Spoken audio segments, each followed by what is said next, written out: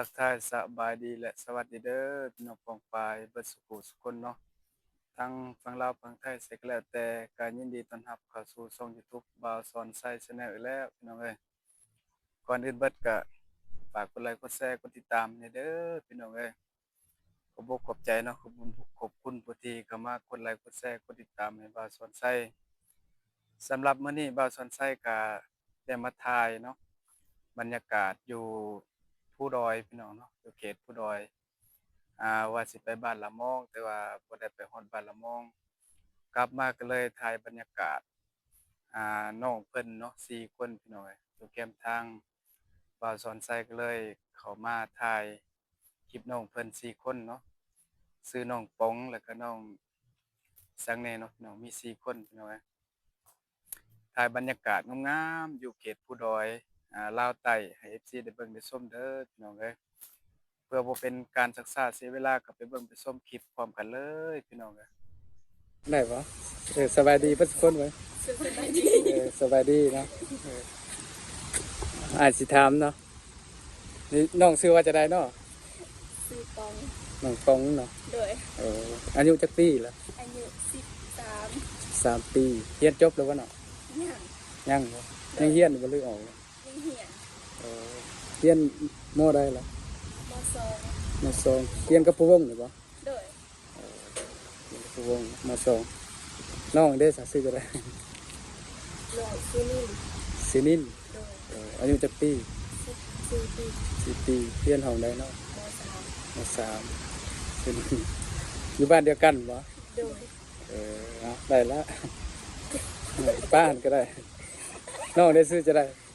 ซื้อเกณฑ์ สิเกณฑ์เฮียนบ่หรือออกแล้วออกแล้วเนาะไว้ส่วนน้องได้4 เดือนน้องเดือนเนาะอายุจักปี18มีได้บ่ถามบ่ขอนเฮียนยังเฮียนอยู่บ่เนาะบ่เอาแล้วเนาะจบแล้วจบแล้วจบแล้วบ่ได้เฮียน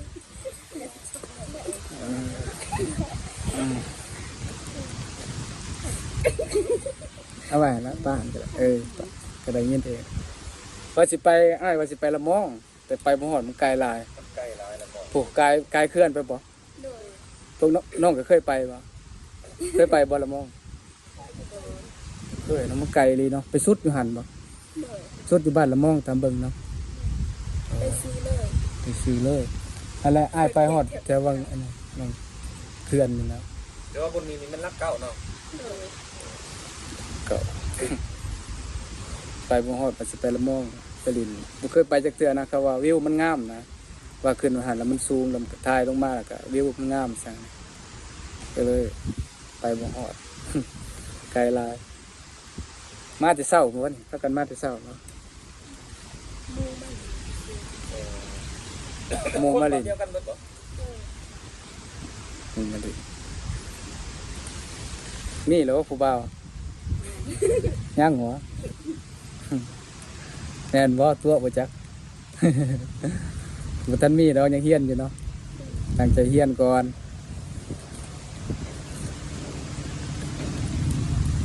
กินข้าวเที่ยงกับหยังก็บ่ทันกินเหรอยังฝากกันกินสมเนาะมาอยู่มาเฮ็ดสวนมันบ่โดยมาเพิ่นดูเส้นมันมาเพิ่นกันซัก โอ้บ่น้องเฮ็ดจัง ซักหลาย โอ้แต่ละปีได้บ่ได้บ่ขนาดหา6ปีดอกปีนึง บางคนก็ได้บางคนก็ได้กินตามสวนเนาะฝากกันขี่รถจักรแล้วเนาะมาอัดนี่บ่อัดซีเลยบ่แล้ว2คันเนาะ ว่าพวกนี้มันดินน้ำซื่อบ่โอ้แต่ว่าบ้านเดียวกันเนาะ อันเดียวกันซื้อ เฮ็ดช่อง YouTube ถ่ายนี่ซื่อๆดอกถ่ายลงให้เบิ่งฝากกดติดตามด้วยเด้อ บ่าวซื้อช่องบ่าวสอนไซแชนแนลภาษาไทยถ่ายนี่แหละบรรยากาศคือนี่เทียงหน้าเนาะพี่น้องเนาะเทียงเฮือนที่เพิ่นเทียงสวนว่าซั่นซะเทียงในสวนมักแตงกันงามเลยดิเป็นลายบ่เนาะ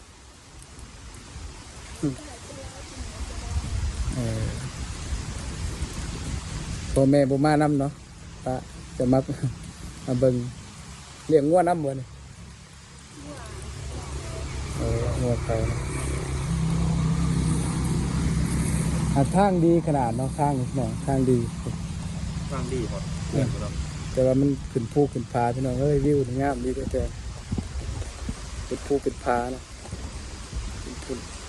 ทางไปพูนทางไปละม่องเนาะว่าสิไปละม่องก็เลยบ่ทันฮอดแต่ละแม่ง บ้านนี่อยู่ งวดละม่องพี่น้องเอ้ยก็เลยเห็นน้อง มาเขาเอิ้นบ้านร่มชมพู่บ่เพราะเป็นป้ายเขาปิดเขามาบ้านร่มชมพู่แม่น กันว่าบ่มีแฟนแล้วถ้าว่าผู้ว่าฝั่งไทยแชทมาเฮ็ดจะได้ฮับอยู่บ่ฮับได้เนาะสมมุติว่า FC อ้ายเนี่ยนะในช่องนี่เพิ่นว่าคันบ่มีแฟนแล้วติดต่อให้แน่สักซี่นะได้เนาะได้แล้วเนาะตอนนี้ว่าท่านมีแฟนเด้อยังโสดเด้อนี่พี่น้องเอ้ยคอมเมนต์เข้ามาได้เนาะถ้าว่าเป็นจะได้ก็โสดบัด2บัด4นี่บ่ ตอนนั่งนี่ผู้นี้ก็โสดคือกันผู้นี้ก็โสดคือกัน น้องก็โสดบ่น่ะเพราะว่าพังไทยเพิ่นส่วนหลายเพิ่นเห็นแล้วเพิ่นอยากคอมเมนต์มานะอ้ายก็ถ่ายไปถ่ายซื่อแล้วสินะคอมเมนต์มาคืออ้ายลงคนอยู่สวรรค์แต่ว่าบ่ได้ไปอัปเดตไกลหลายให้ไปถ่ายให้เบิ่งอีกแน่ว่าซั่นนะก็เลยบ่ได้ไปเพราะว่ามันไกลหลายซื้อจะได้ก็ลืมเลย สิบปัง น้องปองนะคนนี้แหละน้องนิ่มน้องปองนะเกิด4 คนพี่น้องทางเตเปิ้ลก็นั่งนับกันเนาะหมู่คู่นั่งกินสมกินแซวแต่ว่า FC บาซอนไส้ถูกปกถูกใจก็คอมเมนต์เข้ามาได้เนาะผู้เสียแดงเนี่ยเพิ่นว่ายังโสดอยู่คอมเมนต์เข้ามาได้อยากสนับสนุนเพิ่นก็ได้เนาะฝากเงินมาให้โอนเงินมาแล้วสิเอามาส่งให้เพิ่นอีกนั่นแหล้วพี่น้องแต่ว่าถูกปกถูกใจแล้วก็ฝากเงินฝากคำใหม่เพิ่นสนับสนุนเพิ่นก็ได้เด้อพี่น้อง FC บาซอนไส้เนาะทางฝั่งลาวฝั่งไทยหรือว่าจากต่างประเทศถ้าเห็นแล้วก็น้องคนว่ายังโสดเนาะชื่อว่าน้องปองยังโสดอยู่พี่น้องคอมเมนต์เข้ามาได้เสือดำนี่ก็โสดจนว่า2เนาะโสด2โสด3เนี่ยโสด4เลยวะโสด4พี่น้องผู้หาบ่นับเต้อนั่งกับเราก็เลยเห็นน้องที่เพิ่นนั่งซุ่มอยู่นี่พี่น้องว่าจะไปบ้านละม่องกลับมาไปบ่ฮอดมันไกลหลายเลยมาถ่ายน้องเพิ่นเนาะถ่ายน้องเพิ่นให้พี่น้องได้เบิ่งได้ชมพี่น้องเอามีให้เพิ่นนี่มีให้จังห่อครับ7ยังห่อหนึงเนาะคนละ2ห่อซะ ว่าสิเอามีไว้อยู่ซื้อมีมาพิษแต่ว่าสิไปเปลี่ยนอยู่หั่นแหละเก่าเพิ่นบ่ฮับเพราะว่าไปซื้ออยู่ข้างในนะ โอ้คนบ่ฮับเปลี่ยนบ่ บ่ฮับแล้วบ่ได้ซื้อจากห้างเพิ่นเพิ่นถามซื้ออยู่ใช่ ยืมเงินใส่บ่ เพราะว่าสิเปลี่ยนเติมเงินเพิ่นก็บ่เอาเพิ่นถามอยู่ห้างแบบเก่าโอ้น้ำก็น้ำสะอาดอย่างดีเนาะ เขาขึ้นมาส่งมาถึงบ่ น้ำสะอาดอย่างดีแล้วนี่พี่น้องก็กินนี่แหละพี่น้องที่เพิ่นก็กินส้มบักนาวบ่กินส้มบักนาวคือว่ามันคงมาตำ มีตั้มมีเลย พี่น้อง ตั้มมีกิน ตำมี ผู้สาวนั่นแหละ อยู่กับเมืองพะวงเลยเนาะโอ้มาไกลเติบเลยไกลเติบพี่น้องเอ้ยน้องเป็นนางรินซุ่มแซวถ้าว่าอยากติดต่อหันน้องก็มีอยู่บ่เดี๋ยวว่าเพชรมีสั่งอยู่มีเพชรบ่ไล่ได้ลินอยู่บ่บ่ได้ลินบ่เพชรซื้อจะได้สั่งจะหน่อยสิเบิ้งเนาะหน่อยสิเบิ้งเพราะว่า FC เพิ่นสิเพิ่นแชทมาถามนะเพิ่นแชทตัวยังโดยตรงนะนี่ บางทีเขาสิซอยเฮาซอยการศึกษาเฮา นี่พี่น้องกันน้องเพิ่นจักปีก็13 ปีหนึงเลยพี่น้องยังเรียน รายละเอียด เรียนม.2พี่น้องแต่ว่าพี่น้องทางฝั่งไทยเนาะใจดีอยากสนับสนุนเพิ่นในการศึกษาก็คอมเมนต์เข้ามาหาบาสอนไซได้เนาะพี่น้องแต่ว่ามีพี่น้องสนับสนุนมีสปอนเซอร์ว่าจะทางไทยหรือว่าอยู่ไสก็บาสอนไซก็สิได้มาถ่ายน้องเพิ่นหลายๆเทื่อมาอีกก็ได้ติเนาะได้อยู่วะ คิดว่าบ่ต้อนรับแหละ นี่พี่น้องเอ้ย เป็นว่าก็ยังโสดเนาะก็แปลว่าแบบเปิดใจได้แหละพี่น้องบ่ทันมีแฟนเนาะFC พี่น้องอยากแซดมาบ่ว่าจะเป็นแฟนเนาะเป็นอ้ายฮักเป็นคนฮักแพงกันก็ได้พี่น้องบ่ว่าจะแซดมาแล้วสิเป็นแฟนดอกเนาะความหมายว่าเป็นแฟนนี่ก็คือต้องเข้าใจกันเนาะแม่นแต่ว่าเมื่อว่าแซดมาปุ๊บแล้วว่าแฟนดอกบ่แม่นเนาะต้องเข้าใจกันร่วมกันไปแล้วรู้จักว่ายอมรับกันได้ทั้งสองฝ่ายว่าเป็นแฟนได้เนาะแม่นแต่ว่าจะเรียนว่าแฟนเนาะ พี่น้องแซดมาแนะนำเป็นอ้ายเป็นหยังก็ได้เนาะเป็นหมู่เป็นคู่แหละกันว่าซ้ำกันกันอายุเกินก็เป็นอ้ายเกินกว่าหันก็เป็นลูกแล้วเนาะ นี่จะเพิ่นก็สิได้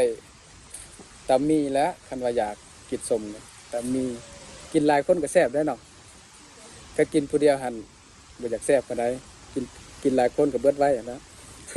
แต่ว่าหากแซ่บสักกินสามัคคีเลยบุญบ่ฮอดแล้วบ้านละมอง ไกลหลายเกือบแล้วเนาะบรรณามาบรรณาอีกพี่น้องถ้ามีสปอนเซอร์หลายๆเนี่ยก็สิไปฮอดอยู่สนับสนุนให้เด้อพี่น้องน้องเป็น4คนเนาะกันพี่น้องคอมเมนต์เข้ามาหรือว่าก็มีอันนั้นนี่ฝากมาให้น้องให้นุ่งกันก็ได้เนาะบ่าวสอนไส้ก็สิรับแล้วก็ฝากมาให้น้องเพิ่นเด้อพี่น้องถ้าว่าพี่น้องทางฝั่งไทยเนาะสนใจอยากช่วยเหลือคือว่าอีสังก็แล้วแต่น้องเพิ่นเนาะก็ติดต่อดูคอมเมนต์เข้ามาอยู่ใต้คลิปบ่าวสอนไส้ได้พี่น้องบ่าวสอนไส้ก็สิถ่ายเปลี่ยนถ่ายบรรยากาศเบิ่งเนาะคักดีไปหันวันนึงนี่ฝนตกเนาะฝนตกหน่อยนึงแต่ว่าช่วงนี้มันก็อยากแดดเนี่ยจังโมงแล้วใช่ไหมฮอดหรือว่า12 โมง11 โมงขี่รถจักรแล้วเนาะมาก็จะขี่รถจักรมาใกล้นี่ป้าไปนี่เลยวะหวานว่าข้าวต้มได้